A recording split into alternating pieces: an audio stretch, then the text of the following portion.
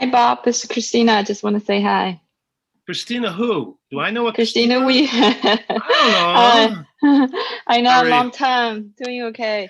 So I didn't know you coach tennis as well. I mean, you're so talented. Yeah, My kids just, they're on the tennis, play the first time. They really Bob, liked it's it. They Christina. also on Say hi. basketball. Christina who? Yeah, tennis is great. And it's for me, it's much easier to coach than basketball. And it was very interesting this year in Southern California, and I think they did the same thing in Northern California. They had to combine the seasons. Um, and so because it was such a short season. And so we had like 3 sports going at once.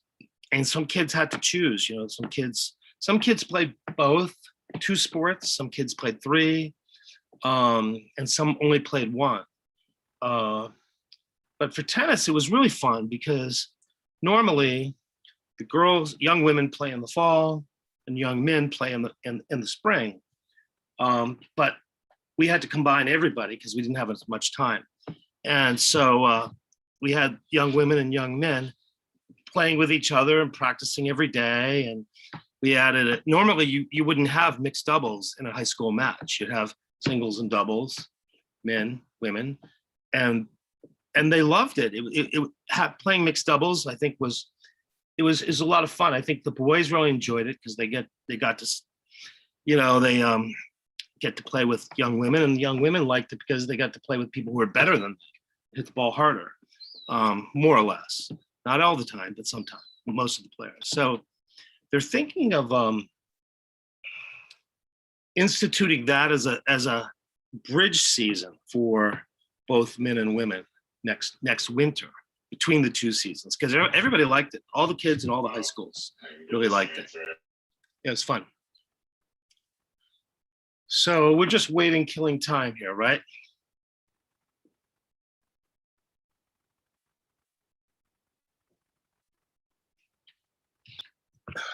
Yes, I think we can start in potentially 2 minutes. I would like Okay. to start page. You can go for it. So, yeah.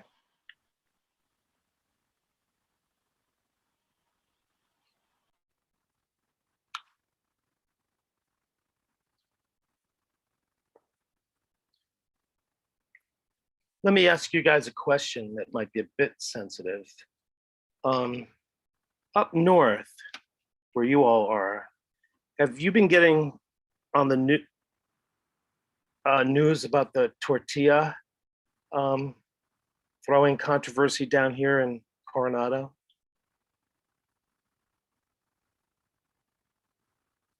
No, I haven't heard anything about it. Yeah, that's good. It's there was a high school. It was a state playoff game and between a high school that was predominantly white and against a high school that was predominantly Hispanic, and it was a very close, difficult game. I think it was like a 1 point at the end, or maybe 2 points at the end. And the coaches did not behave well with each other at the end of the game. And some of the parents from Coronado started throwing tortillas at the high school from Garden Glen, which was the predominantly Hispanic one.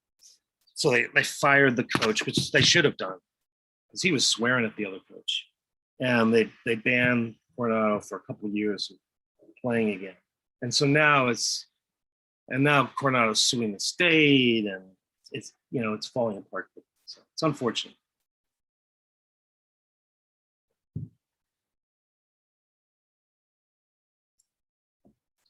So Paige, you're able to hear me okay? I am. Okay, no. Good. So, Michael, do you think we're ready to go ahead and get started? Yes, please. Okay. Thank you everyone for coming and joining our session today. We have with us Bob Purcell. I'm hoping I'm saying that right, correct? Purcell? Yes.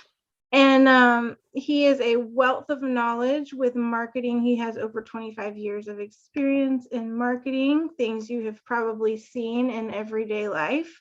and he's going to share some of that wisdom with us today. So please, if you have any immediate questions, you can type them in the chat box, or you could wait to the Q&A at the very end, and we'll be happy to answer any questions that you guys have today. All right, Bob, go ahead. Great. Hi, how are you guys? You guys doing all right? Hopefully you are. It's nice to see some old names from last year, like Neil from the Peninsula. My name is Bob Purcell, and I've been a Chief Marketing Officer for a long time, longer than I'd like to say, about 30, 40 years. And if you have eaten at Dunkin' Donuts, you've had one of my products. If you've had Wheaties, you've had one of my products. If you are a young woman and you've put on organic makeup, that's probably one of my products. Your parents might have taken out a loan from one of the companies that I did marketing for. But hopefully this will be fun and entertaining. I don't really do marketing anymore. I do marketing consulting, but my full-time jobs are I am a tennis coach and a basketball coach at Carlsbad High School in Carlsbad, California, hence the C. C for Carlsbad. We are Lancers. Our color is purple. And Carlsbad, California is in the very northern part of San Diego County, about 30 minutes from San Diego and about 30, 40 minutes from the happiest place on earth, Disneyland. So hopefully we have fun today and there'll be a chance to talk and go back and forth. Let's see.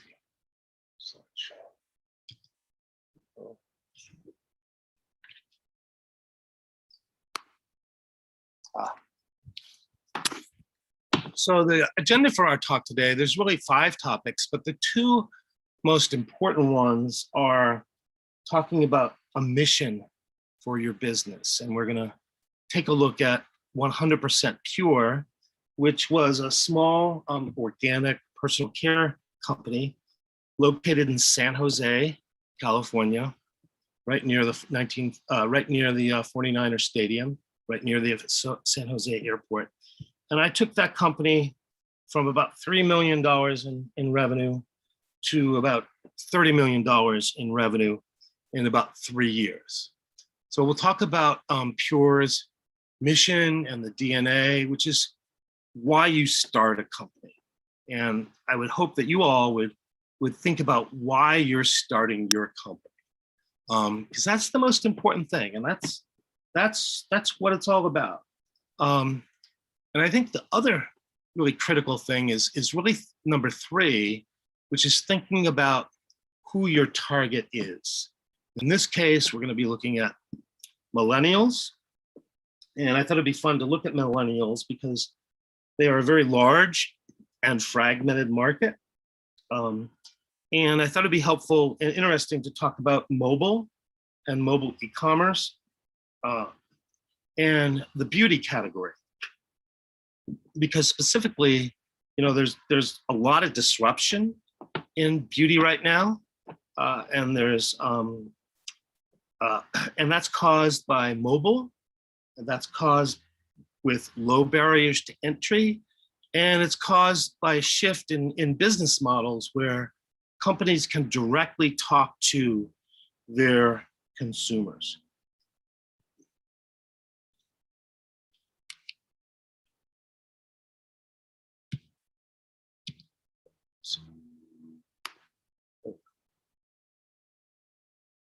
So when you think about the companies that you're starting or the companies that you work for or work with this summer or in the future, you really want to think about the mission of your company, and it's why your company exists. It's not necessarily to make money, but it's to hopefully a higher purpose than just making money. Hold on just a sec. Raja, my cat, wants to go inside. Go inside?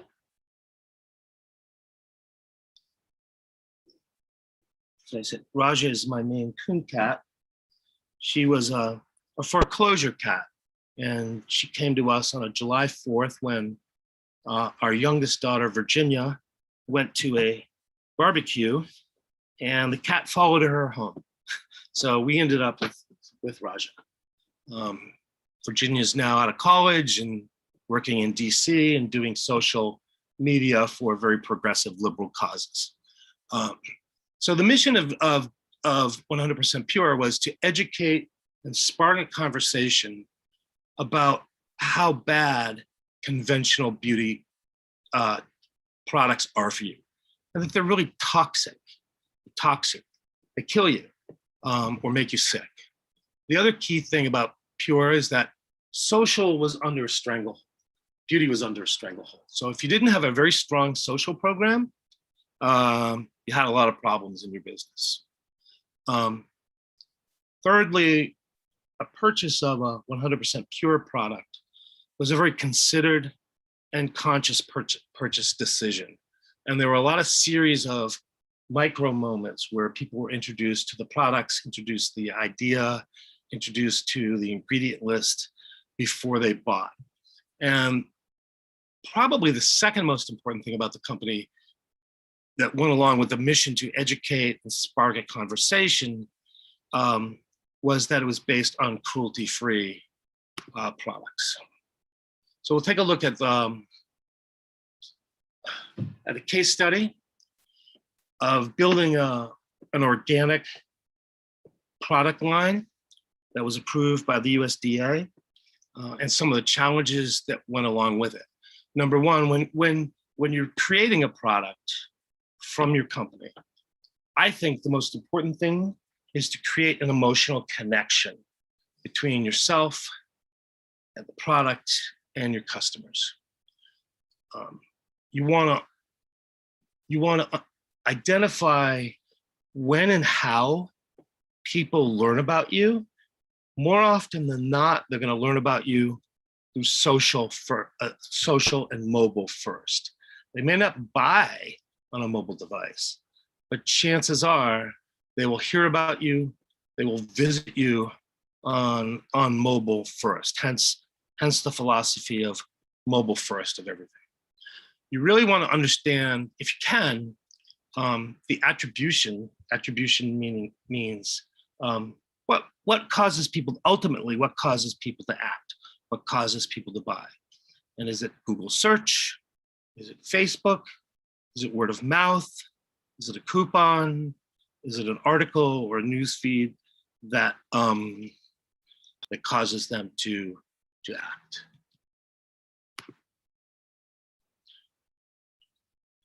So we talked about the first thing, that your company's mission is really the most important part, and how you create a connection with your customers. The second most important thing is to understand who your customers are and understand who your very heavy customers are. So let's take a look at millennials. First thing you've got to understand is that we understood was that not all millennials are created equal. And there's a very basic split between older millennials, like my oldest daughter, and younger millennials, my youngest daughter. The other thing you really have to understand is how they live, how they work, how much money they have. And 52% of millennials are not self-sufficient. They live with their parents. Something about free food and free internet having a very strong appeal. And they have a lot of debt, on average, $35,000 of college debt, which is a separate conversation that when you guys go to picking out colleges, you really want to think through hard about, but it's too complicated, too large to talk about here today.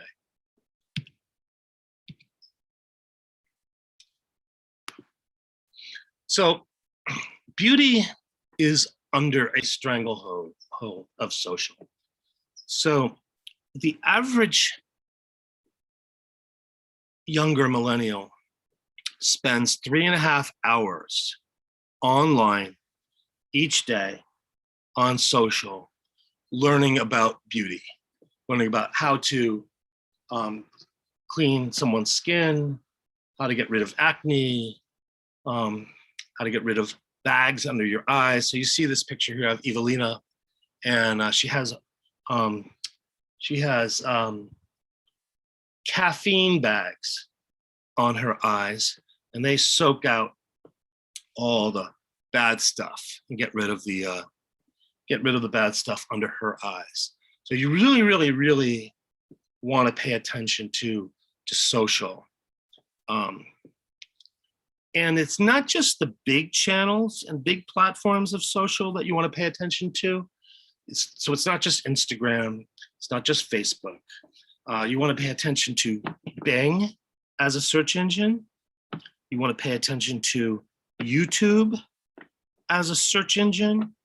And you want to pay attention to things that maybe you wouldn't normally think about, like Reddit and Reddit subgroups, because Reddit subgroups are a great way to target people who would be interested in your product. In this case, one of the things that was really powerful for us at 100% Pure was when an older millennial woman first became pregnant.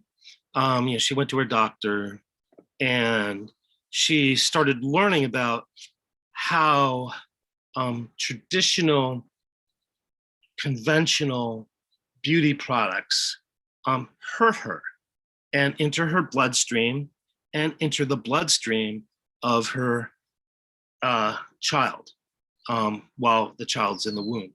And one of the very first things that most doctors tell a young woman who's pregnant for the first time is stop dyeing your hair. And if you have to dye your hair, don't dye it blonde. Because those chemicals that are used to dye your hair and those chemicals that are used to dye your hair blonde are really, really bad for your kid in the very beginning while she's still inside mom's tongue. And so that's how, and there are subgroups and Reddits and conversations and blogs all around those topics. So don't just think about the big famous platforms like Instagram. Think about all the sub ones as well. One of the things that was really important to us at Pure that goes back to our mission, you always want to have a mission that creates interest in your company, creates a reason to have dialogue other than selling your stuff. Talking about your stuff, whether it's coffee at Dunkin' Donuts or a great bicycle from Trek or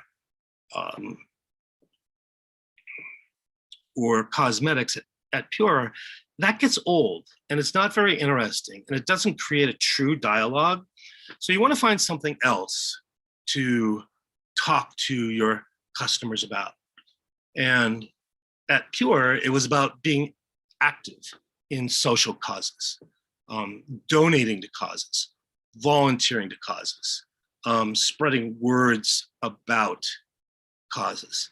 And we would post on Instagram every day, and we would get good traction. But the very best post that we ever did was a few years ago, and I don't know if you guys remember this or not, but there was an American dentist who went on a hunting safari in Zimbabwe, and he shot a lion who was a very, very old lion, and the lion's name was Cecil. And it became a big cause all around the world.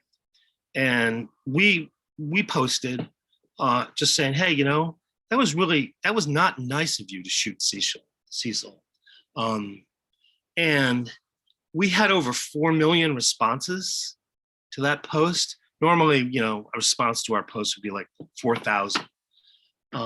But because we posted about something that was important to everyone and important to people in their lives and wasn't about our product, we deepened our relationship with our customers.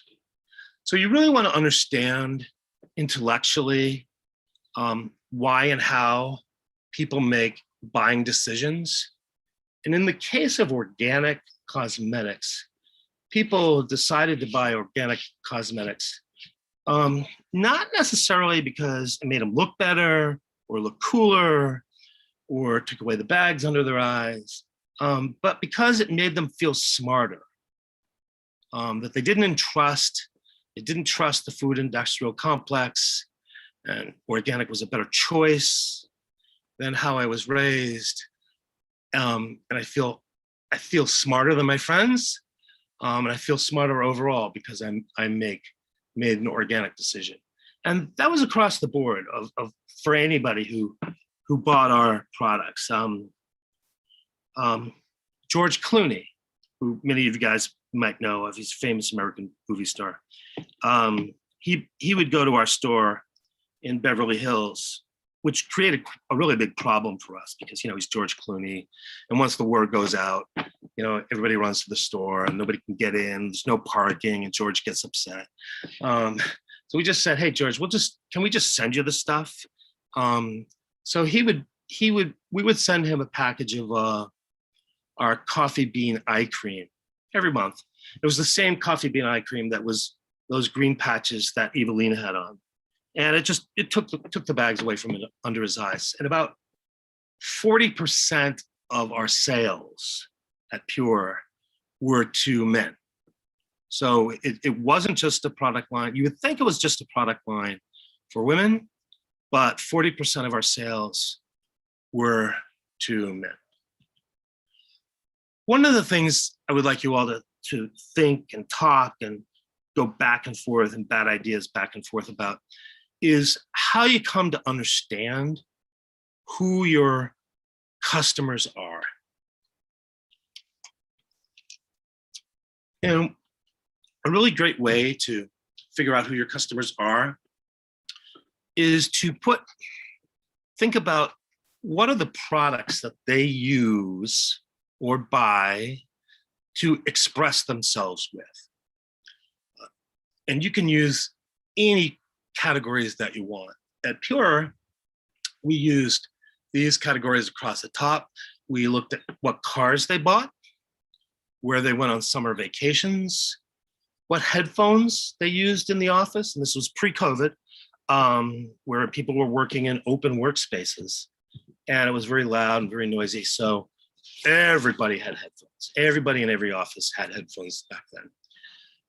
And they were in the office back then. And what coffee they bought. So just think about those categories.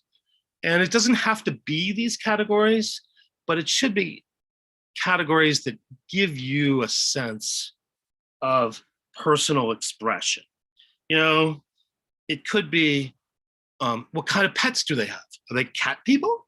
Or are they dog people? If they're dog people, are they big dog people or little dog people? Do they garden? If they garden, do they grow fruits? Do they grow vegetables? Do they grow flowers?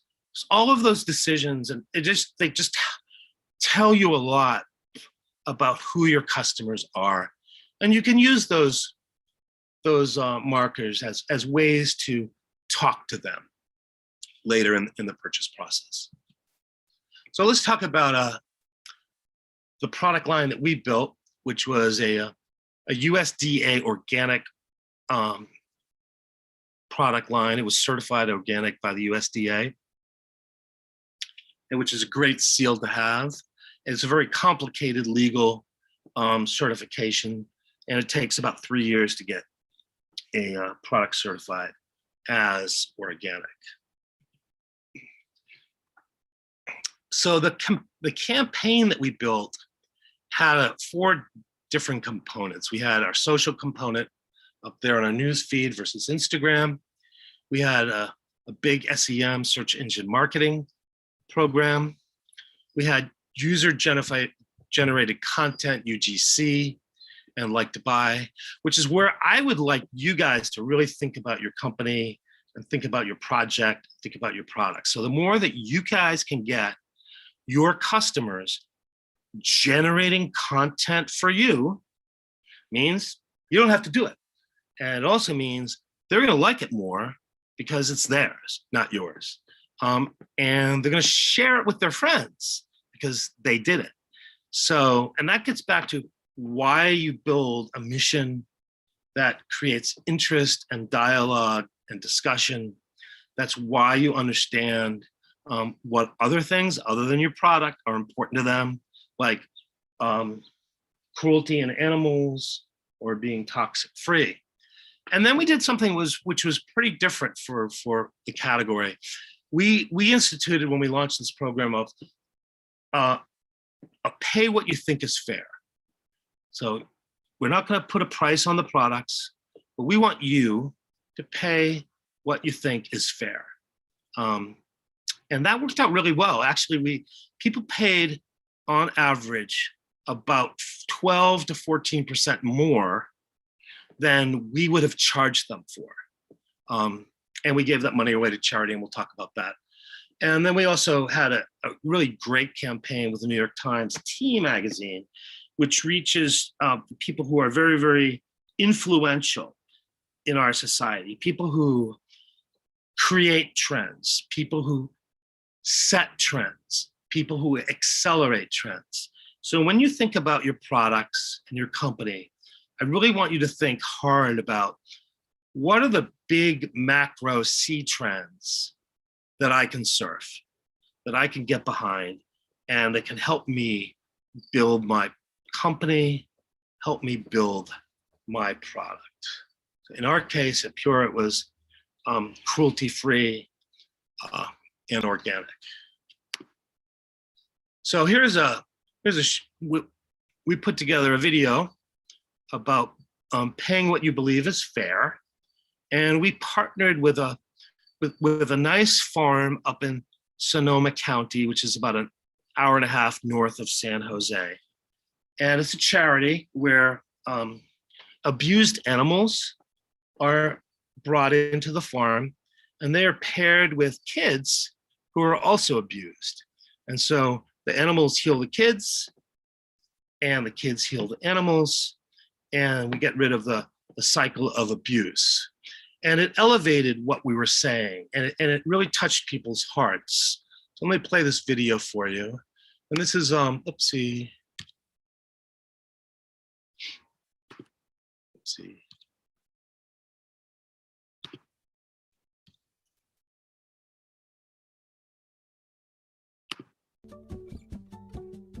Hi, I'm Odessa Gunn, and I'm a volunteer at the Forget-Me-Not Farm. The Forget-Me-Not Farm is a safe haven for animals and children. We bring children who've had a history of abuse together with animals who've had a history of abuse. So when you pay what you think is fair, the proceeds come to programs like ours, and you can feel good about helping animals and children. And thank you to you and 100% Pure. When you support cruelty-free products, you are ethically in alignment with organizations like ours who rescue and rehabilitate abused animals.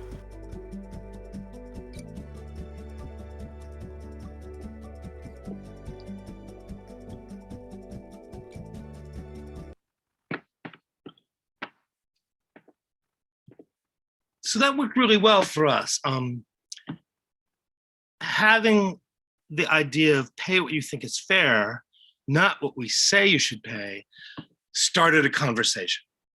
And it started a conversation about our products and about our mission.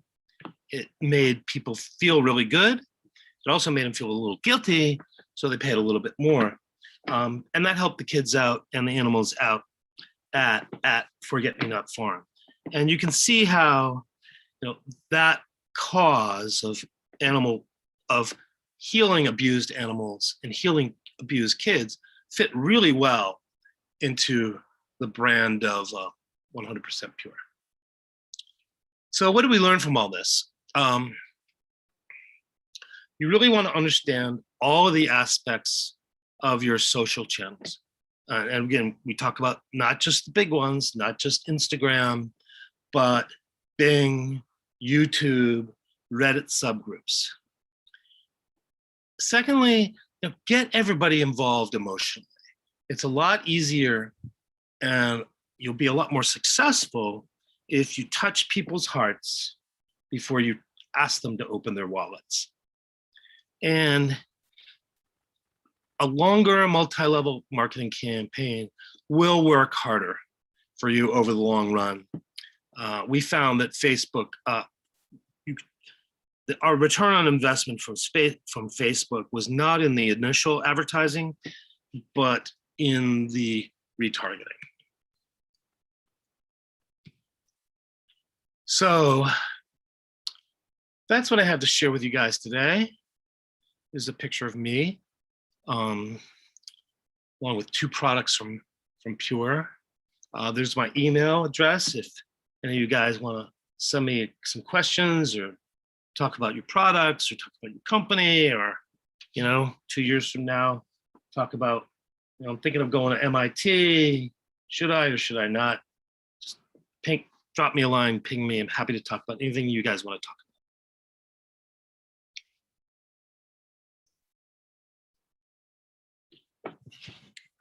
We have questions, discussion.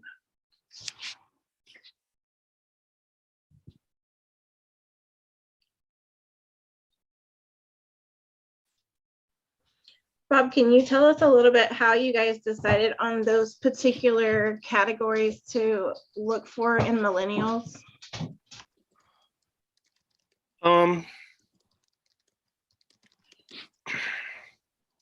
You really want to pick those categories that are the best and broadest and biggest expressions of who they are as people. So the kind of car that you drive, whether it's those are fancy cars up there.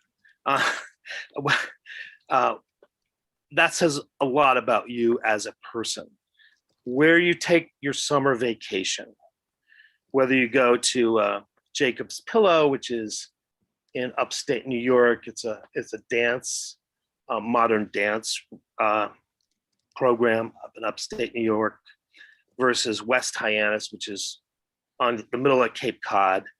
That says a lot about you as a person. The kind of headphones that you buy to use in the office, again, that's a very personal expression about as to who you are as a person. The kind of coffee you drink. You can use any topics, any categories, but as long as they are a good expression of who you are, who your customer is as a person, that will allow you and everybody in the organization to understand who they are. So I'll give you another example. Like at Dunkin' Donuts, where I ran marketing at Dunkin' Donuts, the categories that we used were what you did for a living, and most of them tended to be cops or construction guys or nurses or teachers, and whether or not they had a second job. Most of the customers at Dunkin' Donuts had 2 jobs. So if you're a cop, working as a cop, you probably worked as a bouncer in a nightclub at night, or you worked the parking lot at somebody's fancy party. So that what you did for a living and the second job that you had at Dunkin' told us a lot about who you were as a person. And the other important thing that helped us understand who you were as a person at Dunkin' was how far you drove to work and whether or not you got coffee at the beginning of your commute or at the end of your commute, or both. And we use that information to build new products. The other thing that's really, really helpful once you understand who your customers are, you can use it to build new products, but probably most importantly, you want to use that information to build a great customer experience, to build a great UX UI experience. So once we learned that at Dunkin', the average person worked in construction, was a cop, was a nurse, was a teacher, and after they got their coffee, had to drive on average 22 minutes to their job, said, oh, we gotta make this coffee hotter. And we have to have cups that are insulated so that their coffee is great 22 minutes later. So if you buy coffee at Dunkin' Donuts, it comes out at 212 degrees, which is 2 degrees above boiling, right? So it's really hot. And it stays really hot because the foam back then and even the paper now kept it hot. So you want to use what you know about your customers, how you think about your customers, to build new products and to create a great customer experience. But it doesn't have to be these categories. It can be any categories that, you know, express the individuality and personality of your customers. All right. We had But a it is couple- fun to talk about cars and summer vacations and headphones. It definitely is. Yeah, I'll talk headphones with anybody. We had some questions show up in the chat box. So the first one was it initially predicted that you would have 40% of male buyers? And if not, how did you incorporate that into marketing? It was not initially projected. So that was, you know, that was great. That was like Lucky Strike Extra. That's like found money. We put it into place in marketing. We had product suggestions set to our females for the men in their lives.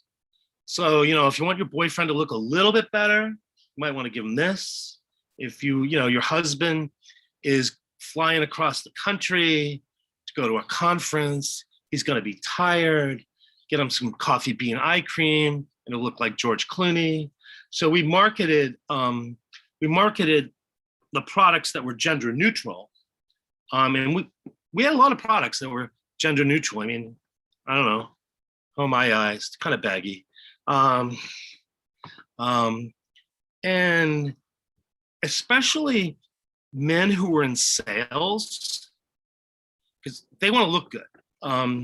So, you know, skin creams, eye cream, things that fix that. Where we marketed those products to women for the men in their lives. We never talked to men directly. That, you know, is kind of, we thought that would be a mistake. Very good. All right. The next question says, what apps do you recommend to test or run ideal keywords to help businesses rank higher with the SEM? Well, that's a very large conversation. I would say a couple things.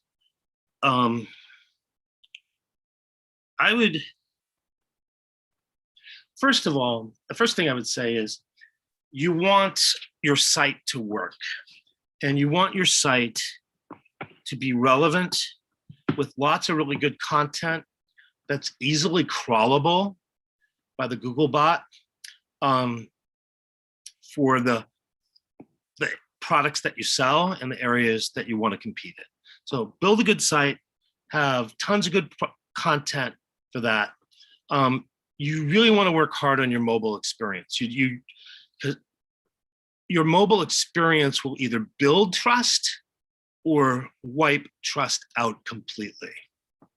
The other thing I'd say, and this is, I don't know if my peers would agree with this or not, but that's okay. I wouldn't take SEM or SEO or social advice from just one person or one agency. It's too complicated. It changes too much. Google they change their mind all the time. So I would have 2 or 3 people, different resources that you can bounce your ideas off of, that you can talk to, two different SEO people, two different SEM people, and say, so how do we rise in the rankings? Is it our meta tags, or is it our content, or do we need more videos? I would encourage you to really work hard on your videos, because if mobile is devouring the world, and it is, that's because it's on video. So you really want content for SEM and SEO in videos. That's really good advice. Good things to keep in mind for later. And never trust Google. The next question. Google changes their mind all the time. Yes, they do. And it's not because they do it on purpose. They have a goal and they have a dance. Usually that dance comes out right about now. So the Google dance comes out in July. And it's a dance because everybody has to get up and change their sites and change what they think is important. And they do it in July so that everybody has plenty of time to get things fixed for the fall, for holiday, for the key buying season. And, they give the names after animals. But usually they come back and they change about 50% of the recommendations about 6 months later, which is very frustrating, but that's life. All right. I love Google. Yes. Gabby, do you want to go ahead and ask your question? Yeah, so my question is kind of broad, but if you could give any advice for your younger self, what that would be? Any advice? Gabriella, you live in Brazil, right? Yeah, that's right. Right. So I remember you from last year. I guess the advice that I would give to my younger self is not to be too hard on yourself. Don't beat yourself up if things don't work. Other people, you'll have plenty of other people in your life beating you up. Don't you beat yourself up. I guess the other thing that I would tell myself, and I have this conversation with myself every day, because I'm a little older and I talk to kids like your age every day, is to have a lot of friends and build relationships with your friends, because your friends are going to be with you your whole life. And I probably didn't do a good enough job in that regard. I think the third piece of advice to a younger self would be build really good relationships with the people that you work with, and find a mentor. Find maybe a couple mentors who are or who have been where you want to go and who can help you get there. Because everybody needs a mentor. Everybody needs help. I don't care who you are. I mean, if you're Sir Paul McCartney and you're trying to figure out how to release your new album in the fall, you're going to talk to somebody who's done that before, maybe somebody a little older than you, who's been there and done that.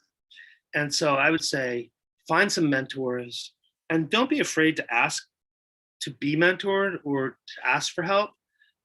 People usually like to do it because it makes them feel important, makes them feel smart. So they're happy to help. Okay, thank you so much. Of course, Gabby. Okay, we had one more in the chat box that says, if you say to involve your teams emotionally and your customers, is there a possibility that you may dabble into emotionally exploiting their minds and influencing their decisions and getting labeled as a bad company? No, that's an interesting.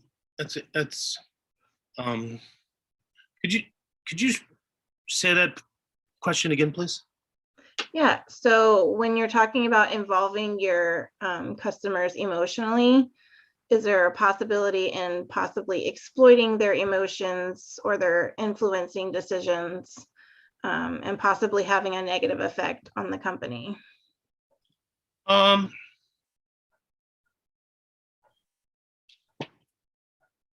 That's a good question. I don't think so. I think if you, especially if you talk about it, especially if you interact with your customers early in the product life cycle, and if you say, hey, look, this is in alpha, this is in beta, this is in test. We want your feedback to make it better. I think that most people would understand what beta is and how long it lasts, and products change and evolve during their course of being in beta. I mean, Gmail might still be in beta. I mean, I have to look, but I mean, if it's not in beta now, it was in beta for like 15 years. I think it's also important that you don't set your customers up to say, okay, you're in charge. We're going to do what you say. To say, hey, does this fit into your life? How can we make it better? It's one of the reasons why if you call up customer care, in most companies, they ask you if you'll do a short 2-minute survey at the end of your phone call, because they want you to feel like you're being listened to. And if you are a consumer, you want to say that you're going to do that survey, because it sends you to the front of the line faster. You don't have to do it at the end, but you say you're going to do it, your wait time will be cut. So I think if you position things as, we're in beta, we want to make things better, we want you to help us make things better, you'll be all right with consumers and with your crew, your own employees too, which are really, really important now. I would think that your employees are more important than your customers in today's world. I don't know, it'd be interesting what you all think about that. But I think employees are far more important than customers these days.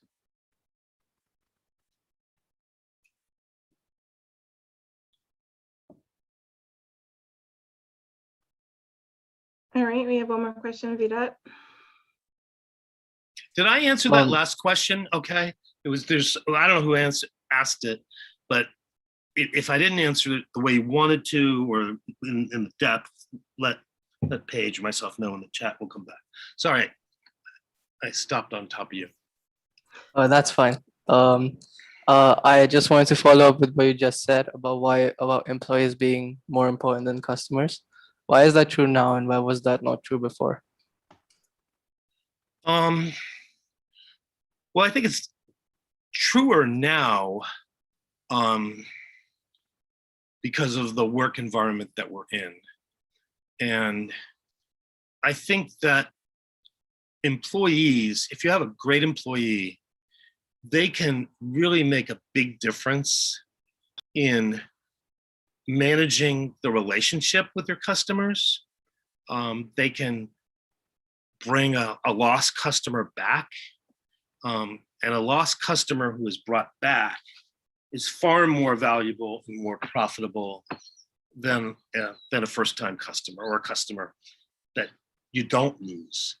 Because they will talk about their experience of, I went to Dunkin' Donuts and there wasn't enough jelly in the munchkin, but I told them that, and they sent me a free jelly donut card. So people love to talk about their successes like that. I also think that in the flattening of organizations, where employees, any employee can talk to anyone else in the company, CEO, CFO, that's accelerated communications. And if you have an employee who's not happy, that can create really big problems all across the board.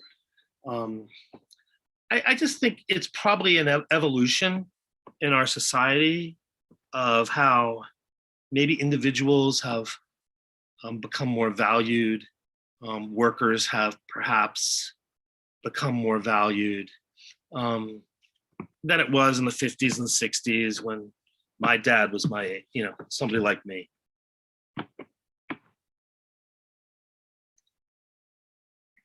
Thank you. Welcome. And I tell you this, you guys are a lot smarter than I was when I was in high school. So that makes you better employees from the get-go. And I think that employees and consumers as well are less trusting of companies, less trusting of their products, less willing to believe that it makes you jump higher and run faster than a speeding bullet. So that's why I think employees are more important now as well, because of how trust and communications have evolved in our society. It's a good question. All right, Bob. That concludes our time for today, but we want to say a huge thank you for your willingness to come out here and speak to us. Lots of great information that I'm sure you guys will be able to use as you begin your projects this summer and start thinking about who exactly are we building these products for and why. So you did a great job and we really appreciate and look forward to you coming back and speaking with us again next summer. Yeah, and you have my email, bob.purcell@gmail. Ping me anytime. And Neil, it was nice to see you from last summer. And Gabby, it was nice to see you from last summer too. Thank you so very much, Bob. Pleasure to have you within us again. So pretty amazing sharing some of those slides and your learnings from marketing as well. We'll definitely keep in touch with you more frequently on Y Labs and what our next plans are, as we plan to hopefully expand in the future, but also raise capital. So yeah, and I think it's great that you guys, you students at Y Labs, I know in many parts of the world, you had Zoom learning. So thanks for doing Zoom summer school as well. Yeah, amazing. It's an amazing program. It's a great program. I wish I had gone through it when I was in high school or in college. Thank you so much. I appreciate it. We'll go. Hi guys, everyone. We'll go on a break now, and so I'll see you. Let's go to a 10-minute break. So I'll see you at 3:05. So it's exactly 10 minutes. See you at 3:05. So use the same link. The same link works for the next session. So thank you so much, everybody. I'll see you in a bit.